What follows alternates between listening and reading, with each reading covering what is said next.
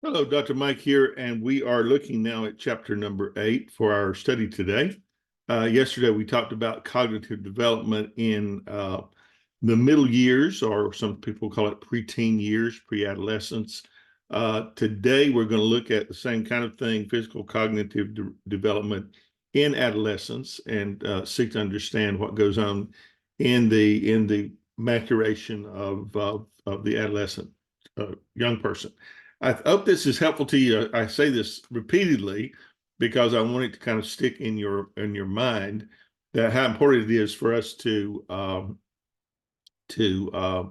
read and take in and think about the things that we're talking about, just not fly through them. And I realize some of that is a necessity when you're in a 6-week course and you have this much material that you don't have time to hold on to very much.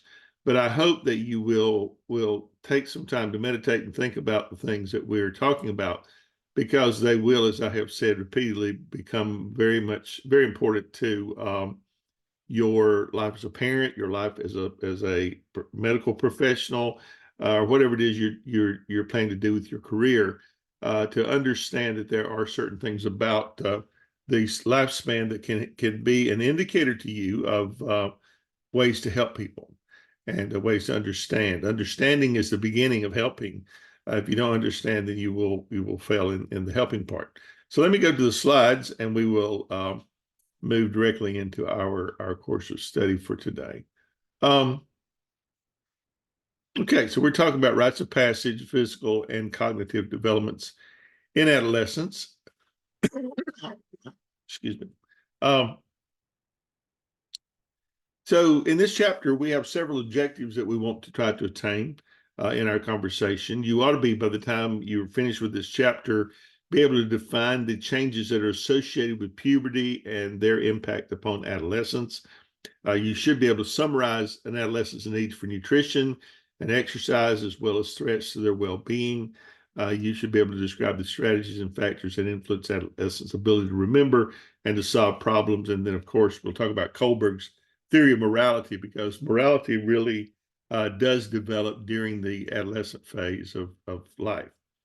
The changes associated with puberty are some of the biggest changes that excuse me, that happen in a young person's life. And so when we look at that, we'll talk about what physical changes occur during adolescence that mark this transition to a mature young adult. And that is exactly what this level is.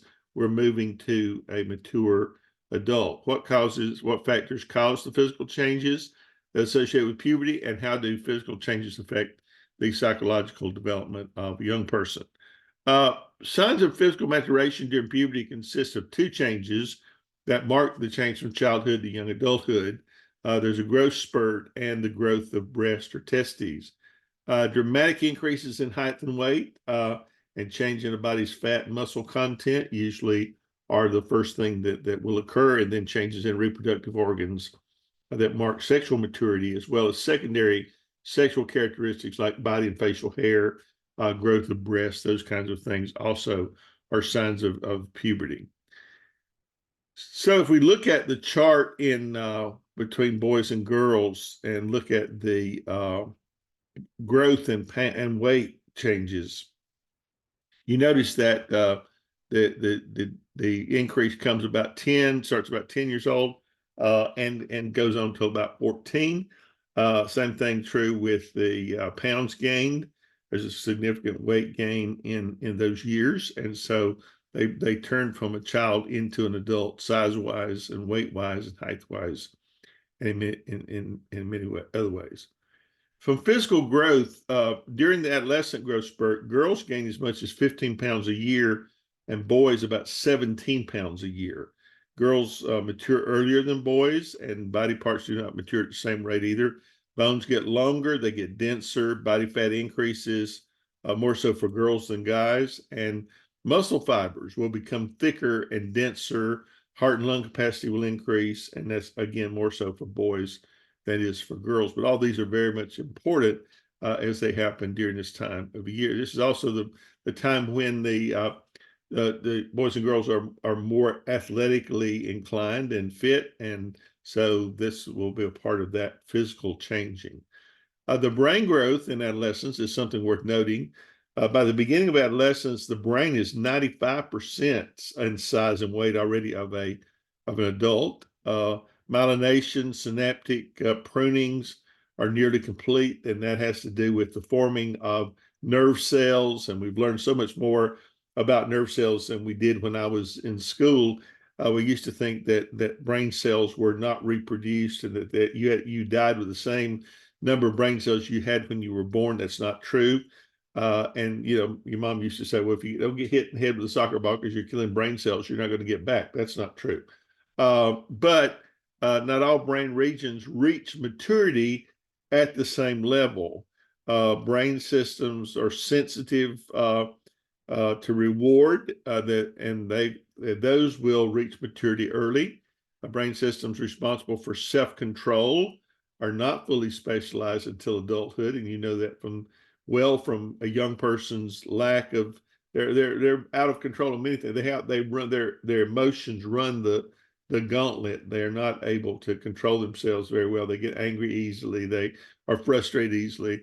That's because their brain systems for self-control aren't fully at the adult level. And of course, some people reach the adult level and you still wonder whether they have reached maturity or not. Adolescents are more likely to engage in rewarding risky behavior. Driving too fast, anything that's risky, but they get a thrill out of it. That's the reward they get. Or they might just do something completely dumb. Why in the world would you do this, and why would you risk doing that, and put yourself at that place of problem, because they don't have the ability to make wise decisions. And so sometimes they do things that are kind of out of character. Sexual maturation, there are primary sex characteristics that are physical signs of maturity that are directly linked to reproductive organs. There are secondary sexual characteristics that denote signs of maturity that are not linked to reproductive organs. For girls, puberty begins with the growth of breast and the growth spurt, followed by the appearance of pubic hair. Menarche is the onset of menstruation. Girls usually around 13. For boys, puberty begins with the growth of testes and scrotum, followed by the appearance of pubic hair, the start of a growth spurt, growth of the penis. Those are and the spermarchy is the first spontaneous ejaculation of sperm containing fluid around the age of 13. That will vary. Ages will vary, and they are being right now affected by things like hormones in meats, in chicken, in beef, where they give the animals growth hormone in order to grow them out quicker, to get them to market quicker. That's showing up in humans now as we eat these items that young people are becoming sexually mature earlier and earlier. If you remember a few months ago when the Roe v. Wade law was overthrown, that we had a 10-year-old in Ohio that was pregnant, and that her body wasn't even big enough or mature enough to carry the baby to term. And of course, with the new abortion laws, it caused a problem. And of course, they were working out that in the courts, and that's a result of all the hormones that we eat. So when you go to the grocery store, you see the term non-HGMO. That's a good thing. It means that they're keeping hormones out of our food supply. The mechanisms of maturation, the pituitary gland is increased. It releases growth hormone, which also stimulates other glands to produce estrogen in girls and testosterone in boys. And puberty has a lot to do with hormones. We jokingly talk about, the hormones have an effect on people, but they really do. Estrogen and testosterone are present in boys and girls, but in different amounts. That may be something that you might not realize, that both boys and girls have both hormones, estrogen and testosterone, but in different amounts. Sometimes by some fluke of nature, a girl might have more testosterone or a boy might have more estrogen, resulting in their behavior being a little bit more feminine or masculine, depending on the amount of that hormone that's present. Puberty's timing is genetically regulated. It's affected by health. It's affected by nutrition, affected by genetics, all those things that we've just talked about. The nutrition with hormones I just talked about in meat. The female menarche occurs earlier when nutrition and health are better. Girls start to have that experience earlier when they experience adverse living conditions. All those things have an effect on our bodies and how our body will develop. So psychologically, puberty will have effect as well. In body image, girls become much more critical of their appearance, are likely to be dissatisfied, especially when friends discuss appearance. Boys are more likely to be pleased with appearance, and most displeased when teased or their peers encourage them to change the way they look. Those are all very big deal for a 12, 13, 14-year-old, how a person looks or what someone says about their looks. How they respond to the menarche or the spermarchy. Girls usually share the news with their mothers right away and then with their friends. Traditional societies publicly celebrate this event, but not the industrialized nations like ours. Less is known about the boys' reactions. They feel more positively if they're prepared for it by reading when it happens, and they rarely tell parents or friends. Moodiness is something that greatly characterizes the adolescent. You've ever had an adolescent child in your house, you realize that rapid increases in hormones related to slightly greater irritability. I don't know about the word slightly, sometimes it's much worse, and impulsivity, but not moodiness. The mood shifts are more often associated with changes in activities and social settings. Teenagers are more likely to report being in a good mood when they're friends or when with friends or when they're recreating, or they are in a bad mood when it's an adult regulated setting, like in a classroom or at church or at a part-time job. They're in much worse moods for that. And so that's all a part of adolescence, that they're going to kind of rebel against those adult directed events, because teens change social settings many times in a day. It just looks like they're probably more moody than adults. So here are some questions that you need to consider. What are the elements of a healthy diet for adolescents? Why do some adolescents suffer from eating disorders? Do adolescents get enough exercise? What are the pros and cons of participating in sports? And what are the common obstacles to a healthy growth in adolescence? So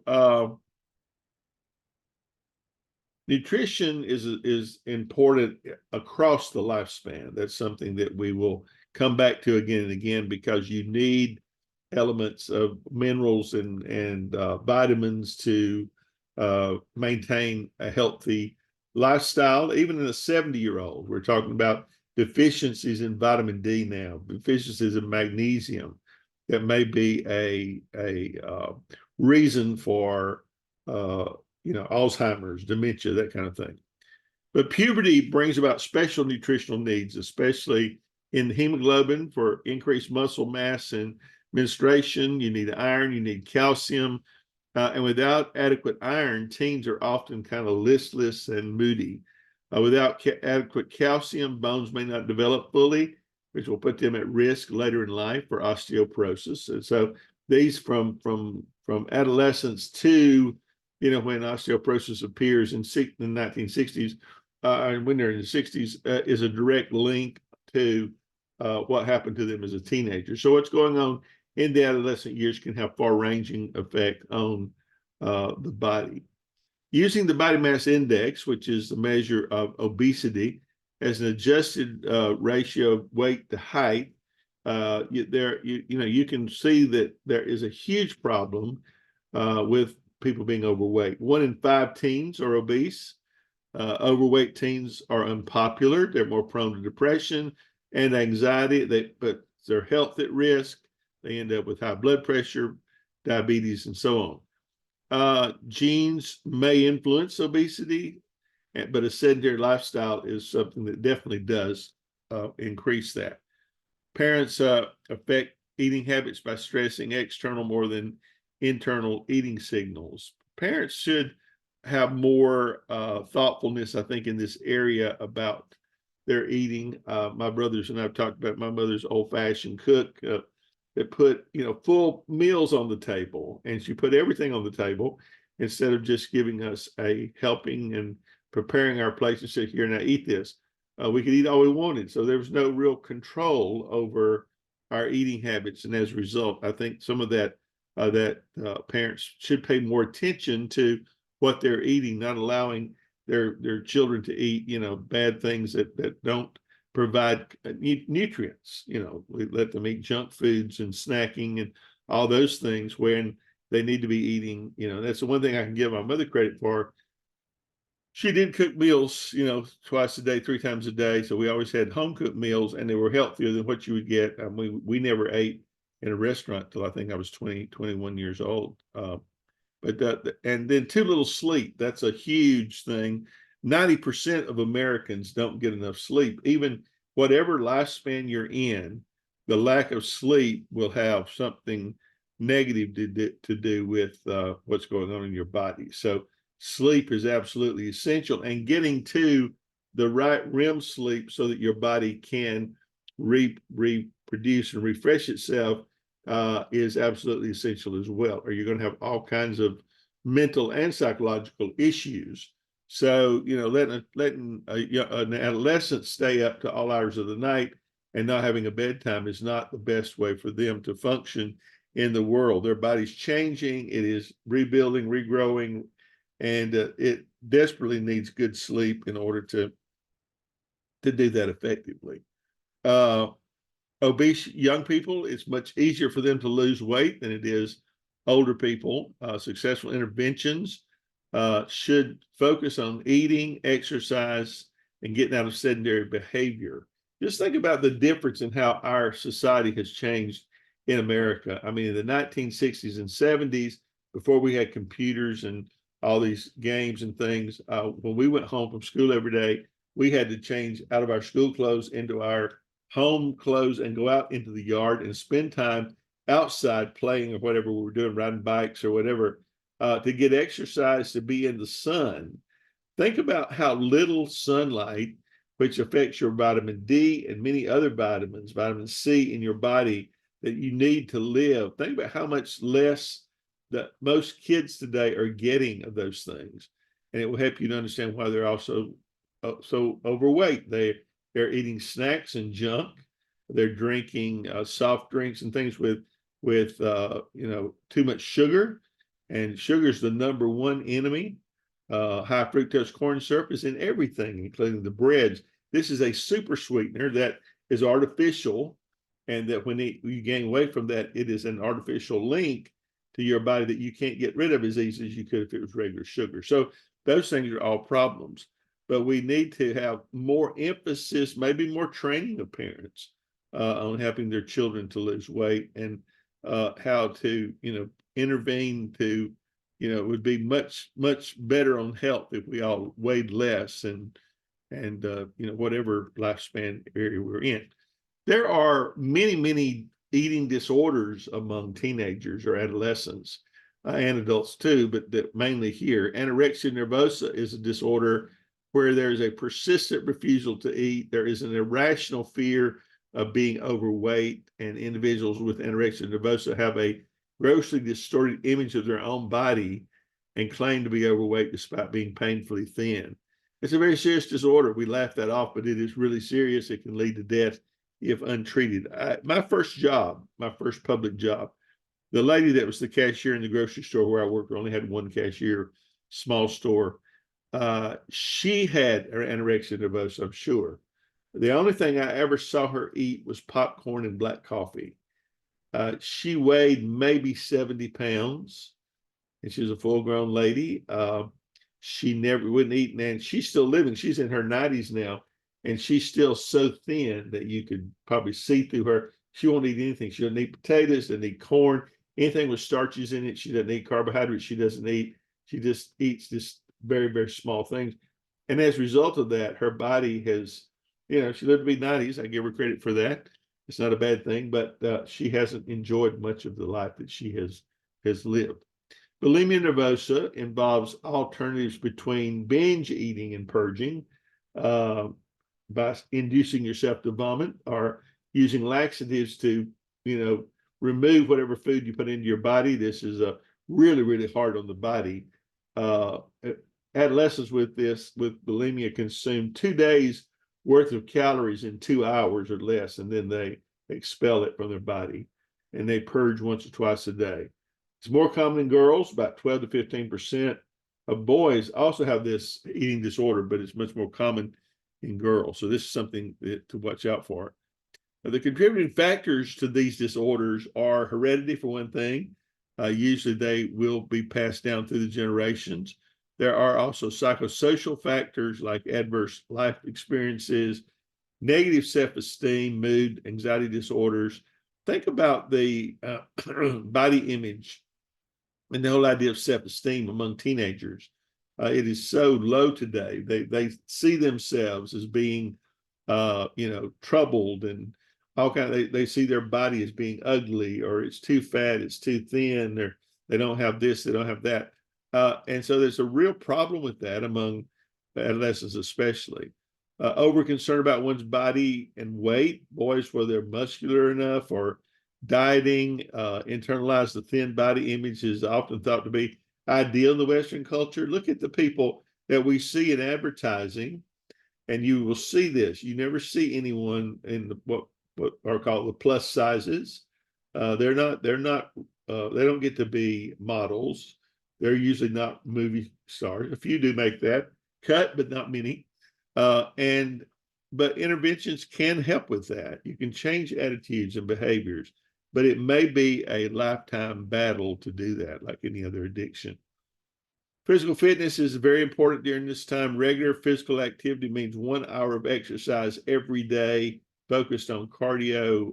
Research shows that adolescents rarely get enough exercise, especially between physical education classes, because they're becoming less and less common in schools as they cut things that are unnecessary. That's one of the first things that they will cut. Many adolescents engage in organized sports. That can lead being a good thing. It can lead to injuries, but still, I think the play and the social activities and all those things are really, really great. Number one, because it gets them away from technology for the time that they're practicing and playing.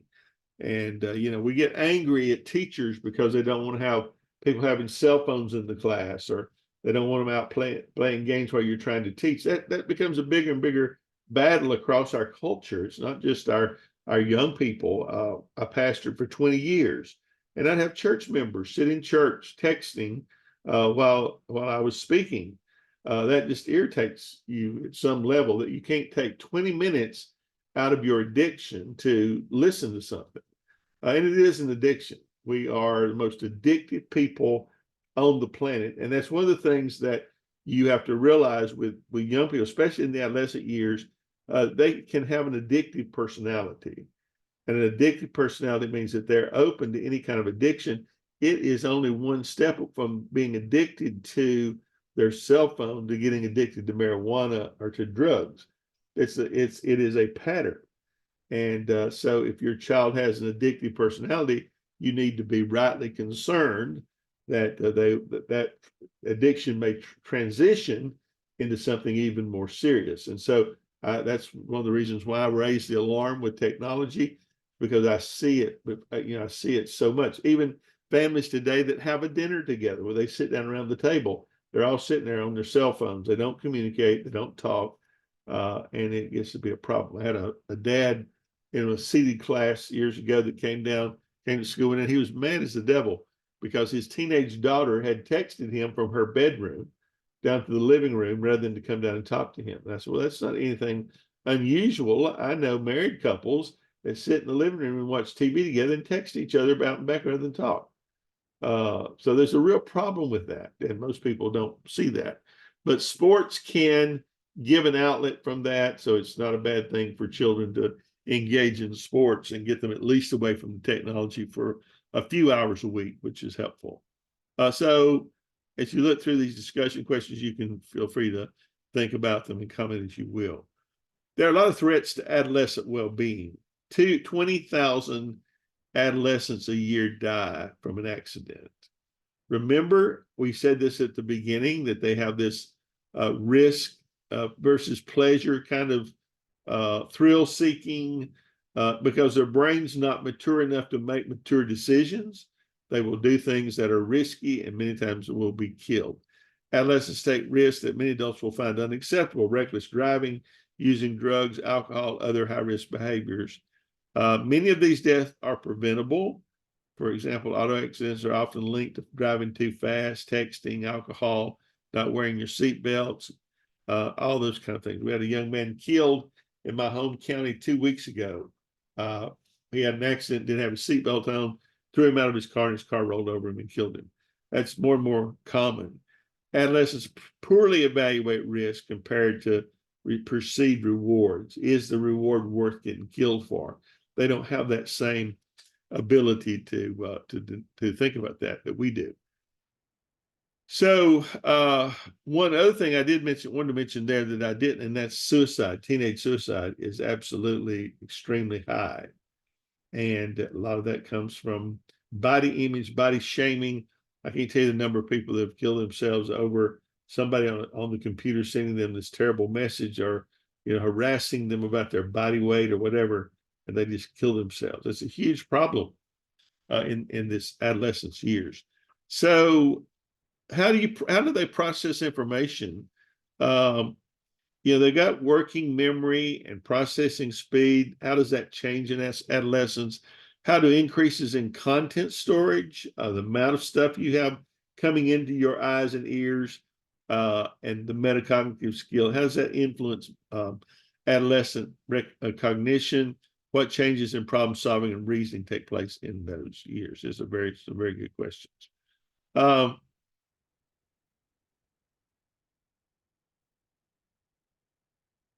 So adolescence is not a distinct stage that information processing theorists would think about. Okay, so it's lumped in with other people. This period is simply one in which rapidly changing childhood cognitive processes are kind of tweaked into the adult level. It's kind of like you go out and you rev your carburetor, you turn the screw in the carburetor to rev your engine. That would be kind of how it is with the move from adolescence to adulthood as far as your brain power and thinking are concerned. Changes don't take place in certain areas of cognition. Just the speed of cognition changes a little after the age of 12. It will go up a little bit. Adolescents' working memory capacity is about the same as adults by 12 years old. Adolescents process information more efficiently. And so that's the number one change in adolescence. They're just a little bit more efficient in processing information. Changes do take place, but not where we think they should be, and they process it more efficiently. And that's about it for the change. They are equally knowledgeable as adults in certain areas, more in others. So when you, as a parent and your teenager, engage in an altercation or a disagreement, and you notice how the argument is over who knows more than the other one, and the parent always retorts, "Well, I'm older than you are, been around longer, I know more." Well, this is where that comes in. Adolescents usually are equally knowledgeable or more knowledgeable than the adult because they access materials quicker than you do. I'm serious. When you come up with a subject you're arguing about, they've already looked on the internet and found 500,000 sources of that, and they've read all the details. Think about sex for a moment. With maturity, puberty, it used to be such a big rite of passage for parents to sit down with their children and talk about the birds and the bees. That's almost never done anymore because children now know all about birds and bees from the internet. There's all kind of different people, and they're the ones educating your child about how to live their life. You ever notice that? And that child has the knowledge, they just don't have the maturity, as we've seen, to make good decisions. So they listen to people on the internet. They run off with people on the internet. They'll find, there are trolls out there looking for children, and they tell them just what they want to hear. but first thing you know, they pack their bag and they've gone to find that person. So this comes in under this heading. Adolescents can now identify task-specific strategies and monitor how well they are implementing them. So they can look at something and break it down into the stages and understand what they're doing well and not well. So this knowledge directly enables them to learn, to understand, to remember more new experiences probably than any other time in their lives. Content. That's a big deal, how much content that they are absorbing. Problem solvers will use all kinds of analytical solutions. Adolescents become more analytical, more logical through their teenage years, better formal operational thinking, great working memory capacity, skilled at finding weaknesses in arguments or flaws in reasoning. This is another thing parents will have a problem with, because your teenager will argue with you over your flawed reasoning. You tell them to do something and they said, "Why should I?" And the parent replies, "Because I told you to." And they'll point that out. That's not a valid reason, just because you told me. Adolescents use their thinking ability selectively, more when their beliefs are threatened, less when their beliefs are supported. So if you go against them with something that they believe strongly about, you're going to have a fight on your hands, and it's not something you can kind of endorse. So moral issues is where we're kind of headed in this year, in this period, because among other things, the one thing that does develop instinctively in the adolescent years is the idea of morals. It's extremely important.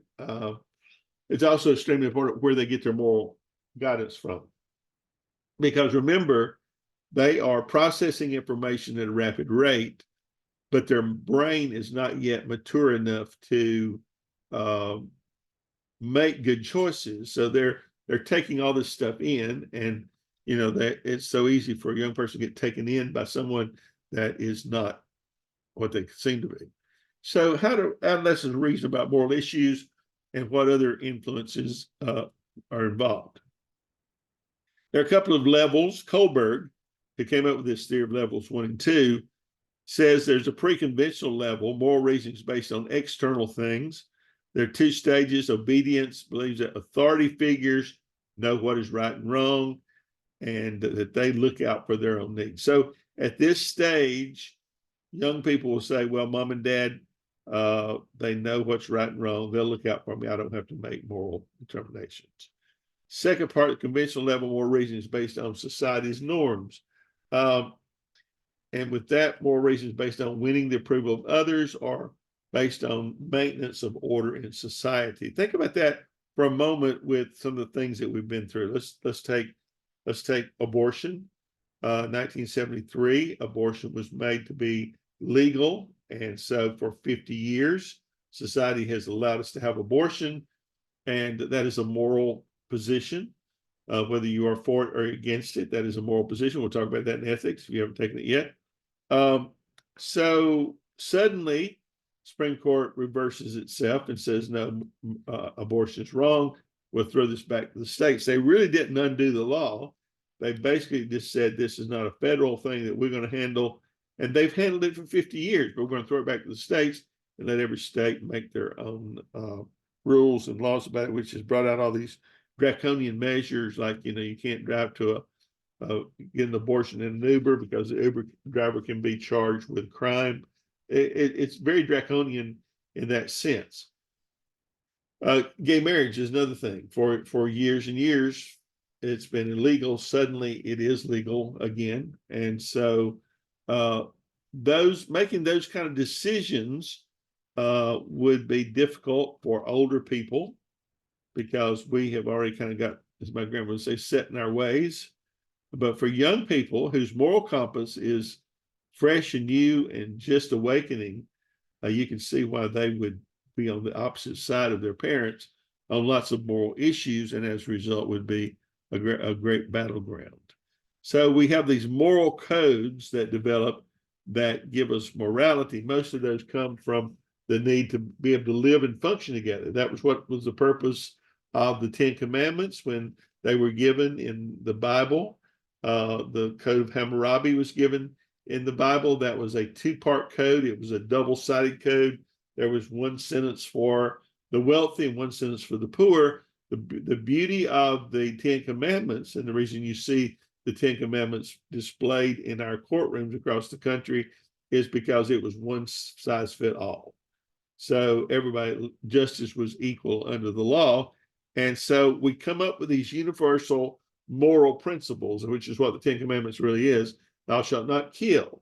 You shouldn't steal. You should not, you should not covet your neighbor's wife, and so on, if we're going to live together as a society. So young people struggle through that, and that's why during the teenage years they have such a time with that. Listen to their music, listen to the things they listen to on the radio, things that they might read, and you'll understand that there are people out there trying to gain a hearing among young people as far as their moral standings.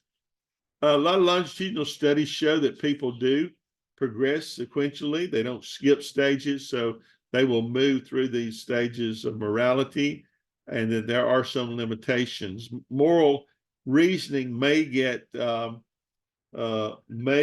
sidetracked in some people's minds, so they miss something. And so there are people that literally grow up with no moral reasoning or ability to think morally. Religion is one of the, as we'll talk about in ethics again, is one of the major places that people get their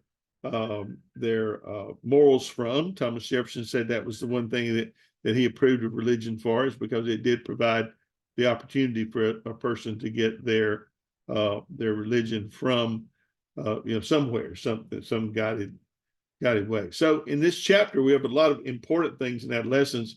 It will be something you will want to read. Remember that we're not trying to talk about every detail here in this lecture. It would be so long you wouldn't want to sit here. It's long enough as it is. But it is just a skeletal look at each chapter.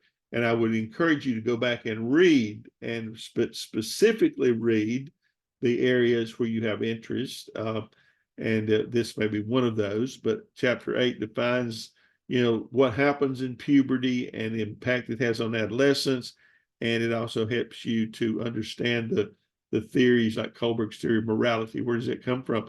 But it helps you to understand what's going on in a young person's life when they're in those years, what they're facing, what they're struggling with. And it might make you a better parent, a better professional, if you understood that. I hope it does. And I hope that this chapter will be something that you will take away a great deal from. We will see you on next chapter, and hopefully you're moving on with your work. You should be thinking about your research paper, things of that nature, and hopefully you'll be moving forward with that. If you need some help, please let me know. I'm here to help you. Thank you so much.